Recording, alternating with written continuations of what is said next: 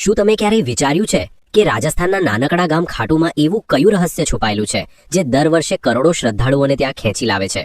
આખરે એ મંદિરમાં એવું શું છે જ્યાં લોકો એક માથાની મૂર્તિ સમક્ષ નતમસ્તક થઈ જાય છે? શું તમે ક્યારે સાંભળ્યું છે કે કોઈ વ્યક્તિએ યુદ્ધમાં જતા પહેલા પોતાનું માથું દાનમાં આપી દીધું હોય અને એ માથું શરીર વગર આખું મહાભારતનું યુદ્ધ જોતું રહ્યું હોય અને એ જ માથું આજે ખાટુધામમાં ભગવાનના રૂપમાં પૂજાય છે? આ કોઈ સામાન્ય દેવતાની કથા નથી, આ બર્બરિકની કથા છે, ઘટોત્કચના પુત્રની, એક એવા વીરની જેને શ્રીકૃષ્ણે પોતે કલયુગના ભગવાન જાહેર કર્યા હતા. પરંતુ સવાલ એ છે કે બર્બરિકે એવું શું કર્યું કે કૃષ્ણને તેનું માથું માગવું પડ્યું? અને શું ખરેખર ખાટુશ્યામ એ જ બર્બરિક છે? દર વર્ષે ફાગણ મહિનામાં લગભગ 1 કરોડથી વધુ શ્રદ્ધાળુઓ ખાટુશ્યામના દરબારમાં હાજરી લગાવે છે. ઘણા લોકો દાવો કરે છે કે ત્યાં જવાથી જ તેમની અધૂરી મનોકામનાઓ પૂર્ણ થઈ જાય છે. કોઈને નોકરી મળે છે, કોઈને સંતાન સુખ મળે છે, તો કોઈ મૃત્યુના મુખમાંથી પાછું આવે છે. શું આ ફક્ત સંયોગ છે કે ખાટુશ્યામ જેવા ખરેખર કોઈ અલૌકિક શક્તિ છે? ખાટુશ્યામના મંદિરની અંદર એક અનોખું વાતાવરણ છે. ત્યાંની મૂર્તિ ફક્ત એક માથું છે, પરંતુ તેમાં એટલી ઉર્જા છે કે લોકો તેની સામે કલાકો સુધી ધ્યાનમાં બેસી રહે છે. કેટલાક લોકો કહે છે કે તેમણે ત્યાં દિવ્ય પ્રકાશ જોયો, કેટલાક કહે છે કે તેમના શરીરમાં કંપનનો અનુભવ થયો. શું આ ફક્ત શ્રદ્ધા છે કે વિજ્ઞાનની પહોંચથી બહારની કોઈ શક્તિ? અને એ પણ વિચારો કે શા માટે કહેવાય છે કે જ્યારે કલયુગમાં અધર્મ ચરમસીમાએ પહોંચશે ત્યારે આજ શ્યામ બાબા નીલ ઘોડા પર સવાર થઈને યુદ્ધના મેદાનમાં ઉતરશે? શું આ ફક્ત એક પ્રતિકાત્મક વિશ્વાસ છે કે આવનારા કોઈ મહાયુદ્ધનો સંકેત? ઇતિહાસકારો પાસે આના જવાબ નથી અને વિજ્ઞાનની ભાષા અહીં મૌન થઈ જાય છે. પરંતુ લાખો ભક્તો કહે છે, હારે કા સહારા ખાટુ શ્યામ હમારા. જે કોઈ શ્યામના દરબારમાં આવે છે તે ખાલી હાથ પાછું નથી જતું. અને સૌથી મોટો સવાલ, શું આજે પણ ખાટુ શ્યામ મંદિરમાં રાત્રે એ માથું સૂઈ જાય છે? શું મૂર્તિમાં કોઈ ચેતના છે, કોઈ દિવ્ય ઉર્જા? આ બધા સવાલોના જવાબ તમને આ ડોક્યુમેન્ટરીમાં મળશે. અમે જઈશું એ ભૂમિ પર જ્યાં કૃષ્ણે બર્બરિકની પરીક્ષા લીધી હતી, એ ઇતિહાસમાં જ્યાં યુદ્ધ પહેલા એક સૌથી મોટું બલિદાન થયું હતું, અને એ મંદિર સુધી જ્યાં દરેક ધબકાર શ્યામ નામનો જાપ કરે છે. તૈયાર થઈ જાઓ એક એવી યાત્રા માટે જ્યાં શ્રદ્ધા, ઇતિહાસ, વિજ્ઞાન અને રહસ્ય બધું એક સાથે મળે છે. ખાટુ શ્યામના દિવ્ય અને રહસ્યમય. પરંતુ વર્ષ 2019ની વાત છે. રાજસ્થાનના સીકર જિલ્લાના એક વેપારી દિલ્હીની એક મોટી હોસ્પિટલમાં જીવન અને મૃત્યુની લડાઈ લડી રહ્યો હતો. ડોક્ટરોએ જવાબ આપી દીધો હતો, હવે ફક્ત ચમત્કાર જ તેને બચાવી શકે. ઘરવાળા તૂટી ગયા હતા, પરંતુ ત્યારે તે વેપારીની પત્નીએ એક નિર્ણય લીધો. તે સીધી ખાટુ શ્યામજીના દરબારમાં પહોંચી. આંખોમાં આંસુ, હાથમાં નાળિયેર અને દિલમાં એક જ સંકલ્પ, હે શ્યામ બાબા, જો મારા પતિને જીવનદાન મળે તો હું દર વર્ષે તમારા દરબારમાં સેવા કરીશ. કહેવાય છે કે બીજા જ દિવસે તે વ્યક્તિની હાલતમાં ચમત્કારિક સુધારો થયો. ડોક્ટરો પણ આશ્ચર્યમાં પડી ગયા. પરંતુ આ ફક્ત એક કથા નથી.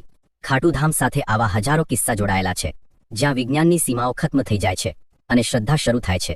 રાજસ્થાનની તપતી રેત પર જ્યારે સૂર્યની કિરણો પડે છે ત્યારે એવું લાગે છે કે ઇતિહાસનું કોઈ સુવર્ણ પળ જાગી ઉઠ્યું હોય. આ પવિત્ર ભૂમિના દરેક શ્વાસમાં કોઈને કોઈ ગાથા બસેલી છે. આ ગાથાઓમાં એક છે ખાટુ શ્યામની. સીકર જિલ્લામાં આવેલા આ મંદિરને લઈને ફક્ત શ્રદ્ધા જ નથી, રહસ્ય પણ જોડાયેલું છે. કહેવાય છે કે આ મંદિર ફક્ત એક પૂજા સ્થળ નથી, પરંતુ એક એવી જીવંત ગાથા છે જે તમને મહાભારત કાળ સાથે જોડે છે. એક એવા યોદ્ધા સાથે મુલાકાત કરાવે છે જે યુદ્ધમાં લડવા નહીં, પોતાનું માથું કપાવવા આવ્યો હતો. એક એવો વીર જેણે શ્રીકૃષ્ણની એક પરીક્ષા માટે પોતાનું માથું પણ સમર્પિત કરી દીધું, એ પણ હસતા હસતા. શું તમે ક્યારે સાંભળ્યું છે કે કોઈનું કપાયેલું માથું યુદ્ધભૂમિ જોતું રહ્યું અને પછી વર્ષો બાદ એ જ માથું કલયુગમાં ભગવાન બની ગયું? આ એ જ સ્થળ છે જ્યાં માથાની પૂજા થાય છે, શરીરની નહીં. જ્યાં મંદિરના ગર્ભગૃહમાં કોઈ સામાન્ય મૂર્તિ નથી, પરંતુ એક એવું માથું વિરાજમાન છે જેને વર્ષો સુધી જમીનની નીચે દબાવી રાખવામાં આવ્યું હતું. શું ખરેખર એ કુંડ જ્યાંથી આ મૂર્તિ નીકળી તે આજે પણ દિવ્ય ઉર્જાથી ભરેલો છે? અને આ કેવી રીતે શક્ય છે કે એ કુંડમાં પાણીનો સ્ત્રોત કોઈને ખબર નથી, છતાં તે ક્યારેય સુકાતો નથી? મંદિરની અંદર કેટલીક વિશેષ પરંપરાઓ નિભાવવામાં આવે છે, જેમ કે નિશાન ચઢાવવું. પરંતુ શું તમે ક્યારે વિચાર્યું કે આ નિશાન ફક્ત એક પ્રતીક છે કે તેની સાથે જોડાયેલી કોઈ ઉર્જા ખરેખર કામ કરે છે? હજારો લોકો દાવો કરે છે કે તેમણે ખાટુ શ્યામ પાસે કંઈક માંગ્યું, નિશાન ચઢાવ્યું, અને પછી એ ચમત્કાર થયો જેને તેઓ પોતે પણ સમજી શક્યા નહીં. શું આ ફક્ત સંયોગ હતો કે કોઈ અદૃશ્ય શક્તિની કૃપા? એટલું જ નહીં, મંદિરથી થોડે દૂર એક પ્રાચીન શિવલિંગ આવેલું છે જેને ઔરંગઝેબે તોડવાનો પ્રયાસ કર્યો હતો. પરંતુ કહેવાય છે કે જેવો તેના સૈનિકોએ તેના પર હુમલો કર્યો તેવો જ કંઈક એવું બન્યું કે આખું લશ્કર ડરીને પીછે હટી ગયું. આજે પણ એ ભગ્ન શિવલિંગ એક ચેતવણી બનીને ઊભું છે, પરંતુ એક એવો ભય હતો જેણે ક્રૂર શાસકને પણ પીછે હટવા મજબૂર કર્યો. મંદિરમાં આવતા લોકો કહે છે કે ત્યાં પહોંચતા જ કંઈક અનુભવાય છે. કોઈને સ્વપ્નમાં દર્શન થાય છે, કોઈને જીવનની સૌથી મોટી સમસ્યાનું સમાધાન મળે છે. અને આ બધામાં એક વાત સામાન્ય છે, એક અદૃશ્ય હાજરી, એક રહસ્યમય શક્તિ જે શબ્દોની પરે છે. શું આ શ્રદ્ધાની શક્તિ છે કે એ સ્થળ સાથે જોડાયેલી કોઈ પ્રાચીન ચેતના? અને કદાચ સૌથી આશ્ચર્યજનક વાત એ છે કે ખાટુ શ્યામ મંદિરના ભક્તો ફક્ત ભારત પૂરતા સીમિત નથી. ઇંગ્લેન્ડ, અમેરિકા, ઓસ્ટ્રેલિયા જેવા દેશોમાંથી પણ લોકો અહીં નિશાન યાત્રા કરવા આવે છે. આ શ્રદ્ધા કોઈ ભાષા, કોઈ જાતિ, કોઈ ધર્મની મોહતાજ નથી. બસ એક ભાવના જોઈએ, ભક્તિ. અને આ ભક્તિમાં જ છુપાયેલા છે એ પ્રશ્નો જે સદીઓથી લોકોના મનને કોરી ખાય છે. શું ખાટુ શ્યામ એ જ કલયુગના વિષ્ણુ અવતાર છે? શું તે ખરેખર નીલ ઘોડા પર સવાર થઈને અંતિમ યુદ્ધમાં ઉતરશે? શું એ પ્રતિમા ખરેખર ચેતન છે? શું શ્યામ બાબા આજે પણ ભક્તો સાથે સંવાદ કરે છે? શું તેમની પ્રતિમા રાત્રે વિશ્રામ કરે છે જેમ કોઈ જીવંત સત્તા? આ બધા સવાલોના જવાબ તમને આ ડોક્યુમેન્ટરીમાં મળવાના છે. અને સાથે જ અમે જાણીશું કે તમે કેવી રીતે ખાટુ શ્યામની યાત્રા કરી શકો છો અને તમારે ક્યારે અહીં જવું જોઈએ. આ ફક્ત એક વિડીયો નથી, એક યાત્રા છે, શ્રદ્ધા અને રહસ્યની, ઇતિહાસ અને ચમત્કારની, અને સૌથી મહત્વનું એ દિવ્ય અનુભૂતિની જેને શબ્દોમાં બાંધી શકાતી નથી. તો આવો, ચાલો એ રસ્તે જે તમને ફક્ત એક મંદિર નહીં પરંતુ એક ચમત્કાર સાથે મુલાકાત કરાવશે. ખાટુ શ્યામનો ચમત્કાર. ખાટુ શ્યામ અને મહાભારતનું જોડાણ. બાબા ખાટુ શ્યામનો સંબંધ મહાભારત કાળ સાથે માનવામાં આવે છે. તેઓ ઘટોત્કચના પુત્ર હતા. કથા શરૂ થાય છે એ અંધકારમય દોરથી, જ્યારે કૌરવો અને પાંડવો વચ્ચે તનાતની ચરમ સીમાએ હતી. હસ્તિનાપુરનો રાજમહેલ રાજનીતિ, દ્વેષ અને ષડયંત્રોનું કેન્દ્ર બની ગયો હતો. દુર્યોધનના મનમાં પાંડવો પ્રત્યેનો દ્વેષ દિવસે દિવસે વધતો જતો હતો. તેને ભય હતો કે જો યુધિષ્ઠિરને રાજ્ય મળશે તો ભવિષ્યમાં કૌરવોની સત્તા ખત્મ થઈ જશે અને તે પોતે એક સેવક બનીને રહી જશે. આ જ ભય અને ઈર્ષાએ તેને એક ભયાનક યોજના બનાવવા પ્રેરિત કર્યું, પાંડવોને નાશ કરવાની યોજના. જ્યારે ભીષ્મ પિતામહે ધૃતરાષ્ટ્રને યુધિષ્ઠિરના રાજ્યાભિષેકનું સૂચન કર્યું ત્યારે દુર્યોધને ધૃતરાષ્ટ્રના મનમાં ઝેર ભર્યું. તેણે કહ્યું, જો એકવાર યુધિષ્ઠિર રાજા બનશે તો આ રાજ્ય આપણી પાસે ક્યારેય પાછું નહીં આવે. ધૃતરાષ્ટ્ર યુધિષ્ઠિરને યોગ્ય માનતા હતા, પરંતુ દુર્યોધનના આગ્રહ સામે તેઓ લાચાર થઈ ગયા અને પાંડવોને વારાણાવત મોકલવાનો નિર્ણય લીધો. પરંતુ આ ફક્ત એક યાત્રા નહોતી, આ એક ઘાતક જાળ હતું. દુર્યોધને વારાણાવતમાં એક મહેલ બનાવડાવ્યો. એ મહેલ બહારથી તો વૈભવશાળી દેખાતો હતો, પરંતુ અંદરથી એક અગ્નિપાશ હતો, લાક્ષાગૃહ. એટલે કે એ ભવન લાખ, ચરબી, સૂકી ઘાસ અને અન્ય જ્વલનશીલ વસ્તુઓથી બનાવેલું હતું. તેનો ઈરાદો હતો કે એક રાત્રે જ્યારે પાંડવો ગાઢ નિંદ્રામાં હોય ત્યારે આ મહેલને આગ લગાવીને તેમને કાયમ માટે ખત્મ કરી દેવામાં આવે. પરંતુ નિયતિએ આ ષડયંત્રને નિષ્ફળ કરવા માટે એક બીજી યોજના ઘડી હતી, અને તેમાં સામેલ હતા વિદુર. વિદુરને આ ષડયંત્રનો આભાસ થયો અને તેમણે પાંડવોને ગૂઢ સંકેતોમાં ચેતવણી આપી. વિદુરે એક કારીગરને મોકલ્યો અને કહ્યું કે એક ગુપ્ત રસ્તો જંગલ સુધી બનાવી દેવામાં આવે, જેથી આપાતકાળમાં જીવન બચાવી શકાય. પછી એ રાત આવી જ્યારે પુરોચને મહેલને આગના હવાલે કરવાની યોજના બનાવી. પરંતુ આ યોજના પહેલા જ ભીમે પ્રતિકાર કર્યો. આગ ફેલાઈ, પરંતુ તેની સાથે પુરોચન, તેની યોજના અને એક નિર્દોષ ભિલ્લીને પણ લઈ ગઈ. બીજી બાજુ પાંડવો સુરક્ષિત રીતે સુરંગ દ્વારા નીકળીને હિણ્યની નદીના કિનારે પહોંચી અને વિદુર દ્વારા મોકલેલી નૌકામાં સવાર થઈને દૂર એક ગાઢ જંગલમાં જતા રહ્યા. અને અહીંથી શરૂ થાય છે એક નવી કથા, એક વીર યોદ્ધા, એક રાક્ષસી કન્યા અને એક એવા પુત્રની ગાથા જે આગળ જતા 3 બાણોથી યુદ્ધનું રૂખ બદલવાની શક્તિ ધરાવતો હતો. આ જંગલમાં રહેતા હતા હિડિંબ અને તેની બહેન હિડિંબા. હિડિંબ એક નરભક્ષી રાક્ષસ હતો જે માનવ માંસ ખાઈને જીવતો હતો. તેણે પોતાની બહેનને આદેશ આપ્યો કે જંગલમાં ફરતા પાંડવોને મારીને તેનું ભોજન તૈયાર કરે. પરંતુ નિયતિએ આ કથાને કંઈક અલગ જ રૂપ આપવાનું નક્કી કર્યું હતું. જ્યારે હિડિંબા ભીમની સામે પહોંચી તો તે તેના વીર વ્યક્તિત્વ અને તેજસ્વીતા પર મોહિત થઈ ગઈ. રાક્ષસી હોવા છતાં તેના હૃદયમાં પ્રેમની એક જ્યોત પ્રગટી.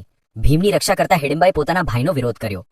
આથી નારાજ થઈને હિડિંબે ભીમ પર હુમલો કર્યો અને પછી શરૂ થયો એક ઘમાસાણ સંગ્રામ. આ યુદ્ધ શક્તિ અને છળનું નહોતું, પરંતુ ધર્મ અને અધર્મ વચ્ચેનું હતું. અંતે ભીમે હિડિંબને પરાસ્ત કરીને મારી નાખ્યો. ત્યારબાદ હિડિંબાએ ભીમ સમક્ષ લગ્નનો પ્રસ્તાવ મૂક્યો. શરૂઆતમાં ભીમે તેને નકારી દીધો, પરંતુ જ્યારે માતા કુંતીએ હસ્તક્ષેપ કર્યો અને એક શરત મૂકી કે લગ્ન પછી સંતાન પ્રાપ્તિ સુધી જ તે સાથે રહે, તો આ વિચિત્ર લગ્ન સંપન્ન થયા.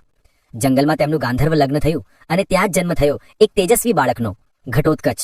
ઘટોત્કચનું વ્યક્તિત્વ ભીમ જેવું જ હતું, બળવાન, પરાક્રમી અને ન્યાયપ્રિય. કાળક્રમે તેના લગ્ન દૈત્યરાજ મુરાની પુત્રી અહિલાવતી સાથે થયા અને તેમને 2 પુત્રો થયા, અંજન અપરવાહ અને બર્બરીક. બર્બરીક એટલે એ યોદ્ધો જેની ગાથા આગળ જતા કાળના ગર્ભને ચૂર કરી દેશે. એ બાળક જેણે બાળપણમાં જ શિવની તપસ્યા કરી અને તેમની પાસેથી 3 અમોઘ બાણોનું વરદાન મેળવ્યું. અને આ જ 3 બાણો હતા જેનાથી તે કોઈ પણ યુદ્ધમાં સમગ્ર સેનાનો અંત લાવી શકતો હતો. માત્ર 3 બાણોથી. પરંતુ તેની વીરતા કરતાં પણ વધુ અદ્ભુત હતી તેની સત્યનિષ્ઠા. તેની માતા સાથે કરેલું એક વચન તેને એવા માર્ગ પર લઈ આવ્યું જ્યાંથી ઇતિહાસની ધારા બદલાઈ ગઈ. એ વચન હતું, હું હંમેશા હારેલી બાજુએથી યુદ્ધ કરીશ. અને અહીંથી શરૂ થાય છે ખાટુ શ્યામ બનવાનો તેનો અંતિમ સફર. બર્બરીકની વીરતા અને કૃષ્ણની પરીક્ષા. ઘટોત્કચ અને અહિલાવતીનો એ તેજસ્વી પુત્ર બર્બરીક બાળપણથી જ અસાધારણ પ્રતિભાનો ધની હતો. તેની આંખોમાં વીરતાની ચમક હતી અને હૃદયમાં ધર્મની જ્યોત. તે યુદ્ધ વિદ્યા, અસ્ત્ર શસ્ત્ર, નીતિ અને તપસ્યામાં અપરાજય હતો. પરંતુ તેની સૌથી મોટી શક્તિ હતી તેની આસ્થા. જ્યારે તે થોડો મોટો થયો ત્યારે તેની માતા અહિલાવતીએ તેને એક દિવ્ય ઉદ્દેશ્ય માટે તૈયાર કર્યો. તેમણે તેને ભગવાન શિવની કઠોર તપસ્યા કરવા પ્રેરણા આપી. બરબરીકે તપની આગમાં પોતાનું શરીર તપાવ્યો અને તેની ભક્તિથી પ્રસન્ન થઈને મહાદેવે તેને 3 અમોઘ બાણોનું વરદાન આપ્યું. આ બાણો કોઈ સામાન્ય બાણો નહોતા. આ એવા બાણો હતા કે એકથી લક્ષ્યને ચિહ્નિત કરી શકાતું હતું, બીજાથી તેનો સંહાર થઈ શકતો હતો અને ત્રીજાથી તેને પાછું બોલાવી શકાતું હતું. કહેવાય છે કે આ 3 બાણોથી તે આખી પૃથ્વીની સેનાઓનો અંત લાવી શકતો હતો. સમય પસાર થતો ગયો અને યુદ્ધનો એક ક્ષણ નજીક આવ્યો, જેને મહાભારતના નામે ઓળખવામાં આવે છે. કુરુક્ષેત્રની ભૂમિ પર ધર્મ અને અધર્મ આમને સામને હતા. બધા યોદ્ધાઓ એકઠા થઈ ગયા હતા. આ જ સમયે બરબરીકે યુદ્ધભૂમિમાં જવાનો નિર્ણય કર્યો. તે યુદ્ધમાં ભાગ લેવા માંગતો હતો કારણ કે તેનું હૃદય ન્યાય માટે ધબકતું હતું. પરંતુ તેની માતા સાથે લીધેલું વચન હવે તેના રસ્તામાં અડચણ બનીને ઊભું હતું. તેણે પ્રણ લીધું હતું કે તે હંમેશા હારેલા પક્ષની બાજુએ લડશે.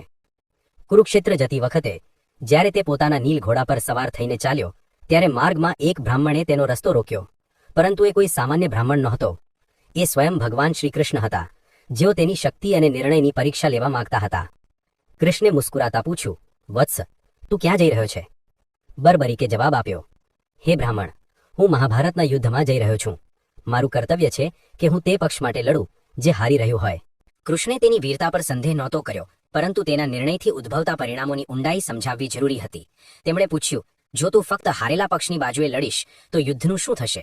બરબરીકે ગંભીરતાથી જવાબ આપ્યો, જ્યાં હાર હશે હું ત્યાં જઈશ, અને જે બાજુએ હું જઈશ તે જીતી જશે. આ સાંભળીને શ્રીકૃષ્ણનું હૃદય કાંપી ઉઠ્યું. તેમને સ્પષ્ટ થઈ ગયું કે જો બરબરીક યુદ્ધભૂમિમાં ઉતરશે તો યુદ્ધનું સંતુલન તૂટી જશે. ધર્મ અને અધર્મની રેખાઓ ઝાંખી પડી જશે. પાંડવોની વિજય અશક્ય બની શકે. ત્યારે તેમણે બરબરીકની પરીક્ષા લીધી. તેમણે એક વૃક્ષ તરફ ઇશારો કરીને કહ્યું કે જો તું આટલો પરાક્રમી છે તો આ પાંદડાઓને એક બાણથી વીંધી બતાવ. બરબરીકે ધ્યાન લગાવીને પોતાનું પહેલું બાણ ચલાવ્યું અને એ બાણ વૃક્ષના દરેક પાંદડાને વીંધવા નીકળી પડ્યું. પરંતુ એક પાંદડું બચી ગયું, જેને શ્રીકૃષ્ણે પોતાના ચરણો નીચે છુપાવી દીધું હતું. બાણ હવામાં ફરતું રહ્યું, શોધતું રહ્યું અને અંતે શ્રીકૃષ્ણના ચરણો પાસે થંભી ગયું. ત્યારે બરબરીકે નમ્ર ભાવી કહ્યું, હે બ્રાહ્મણ, કૃપા કરીને તમારા ચરણ હટાવો, નહીં તો આ બાણ તમને ઘાયલ કરી દેશે. શ્રીકૃષ્ણ મુસ્કુરાયા. તેમને એક ક્ષણે એ વિરાટ પુરુષ દેખાયો, જેમાં વીરતા અને નમ્રતા બંનેનો અદ્ભુત મેળ હતો. હવે સમય હતો અંતિમ પરીક્ષાનો. કૃષ્ણે કહ્યું, હે વીર, શું તું મને એક દાન આપી શકે છે? બરબરીકે બિનઝિજક કહ્યું, હે બ્રાહ્મણ, તમે જે માંગશો તે હું અર્પણ કરીશ. ત્યારે શ્રીકૃષ્ણે કહ્યું, હું તારું માથું માંગુ છું. ક્ષણભર માટે સન્નાટો છવાઈ ગયો, પરંતુ બરબરીક ન તો ભયભીત થયો ન તો વિચલિત. તેણે ફક્ત એક વિનંતી કરી, હે બ્રાહ્મણ, તમે તમારા અસલી રૂપમાં પ્રગટ થાઓ, કારણ કે આવું દાન કોઈ સામાન્ય વ્યક્તિ ન માંગી શકે. ત્યારે શ્રીકૃષ્ણે પોતાનું વિરાટ સ્વરૂપ પ્રગટ કર્યું. ચતુર્ભુજ, પીતાંબરધારી, સુદર્શનધારી, ચંદ્રવદન શ્રી હરિના રૂપમાં. બરબરીકે હાથ જોડી લીધા. તેને હવે સ્પષ્ટ થઈ ગયું કે આ કોઈ સામાન્ય યુદ્ધ નથી, પરંતુ ધર્મ અને અધર્મની અંતિમ પરીક્ષા છે. ત્યારે શ્રીકૃષ્ણે કહ્યું, હે વીર, તારું બળ, તારો ત્યાગ અને તારી ભક્તિ આ યુગને દિશા આપશે. હું ઈચ્છું છું કે તું યુદ્ધભૂમિમાં દર્શક બની રહે. હું તારા માથાને અમૃતથી સ્નાન કરાવીશ. તું આખું યુદ્ધ જોઈશ અને ન્યાયના આધારે નિર્ણય આપીશ. અને સાંભળ, કલયુગમાં જ્યારે ધર્મ ક્ષીણ થશે ત્યારે લોકો તને હારે કા સહારા કહીને યાદ કરશે. તેઓ તારા માથાની પૂજા કરશે, કારણ કે તેમાં મારો અંશ રહેશે. તારું નામ શ્યામ હશે અને તું મારા જ રૂપમાં પૂજાઈશ. શ્રીકૃષ્ણે પોતાના હાથે તેનું માથું લીધું અને તેને યુદ્ધભૂમિની એક ઊંચી ટેકરી પર સ્થાપિત કર્યું, જ્યાંથી તેણે મહાભારતનું સંપૂર્ણ યુદ્ધ જોયું, ન્યાયની દ્રષ્ટિથી, બિન પક્ષપાત રીતે. અને આ રીતે જન્મ થયો ખાટુ શ્યામનો.